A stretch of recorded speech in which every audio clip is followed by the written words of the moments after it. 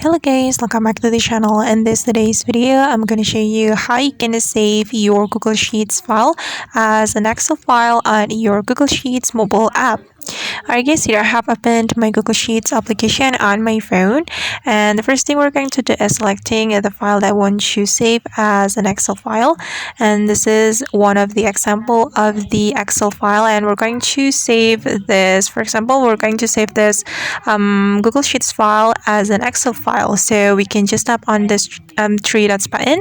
Then there will be several options for us, and we just need to click on save as Excel. Okay, and just wait for a moment. It's still loading. Okay, now as you can see that sorry guys, just click on maybe later, then wait for a moment. I'm going to go back to the previous section.